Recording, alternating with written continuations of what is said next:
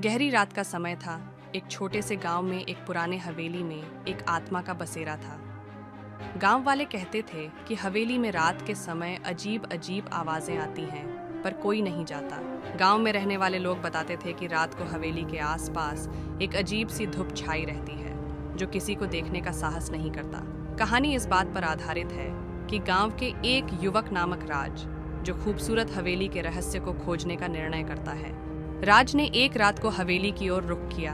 वह सोच रहा था कि कहीं उसे वहां कुछ अजीब ना हो जाए। हवेली की बड़ी दरवाजे पर पहुंचते ही उसने एक अजीब सी आवाज सुनी।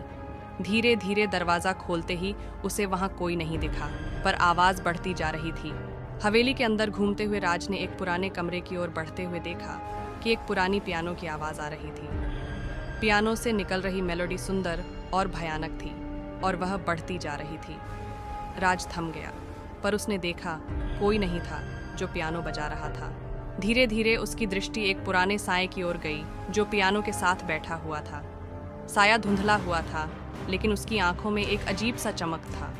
राज ने विचार किया कि क्या यह साया भूत है, पर उसने अपने आत्मविश्वास को बढ़ाते हुए उसके पास बढ़ा।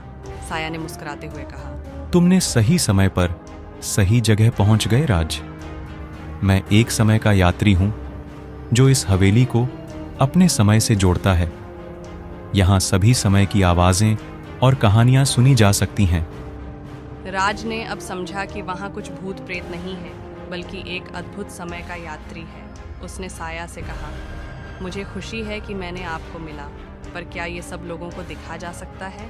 साया ने हंसते हुए उत्तर दिया, इसे देखने का योग्यता सिर्फ उन्हीं को होती है जो अपने मन की शांति और सृष्टि की सौंदर्य की खोज में है। तुमने यह सब देखा, पर तुम्हारा मन शांत है, इसलिए तुमने यह सब सही तरीके से स्वीकार किया। राज ने उस समय के यात्री से और भी कई रोचक कहानियों को सुना और फिर गांव में वापस लौटा। उसने सभी को अपनी यात्रा के बारे में बताया, लेकिन ज्यादातर लोग नहीं माने। वे कहते रहे कि राज ने सपने में देखा होगा, पर राज जानता था कि वहां कुछ अद्वितीय हुआ था, और उसने हवेली की खोज में अपना दृढ़ निर्णय किया था। वह अब रात के समय हवेली के पास नहीं जाता था, पर वह गांव वालों के साथ अपने सुनी गई कहानियों का आनंद लेता था।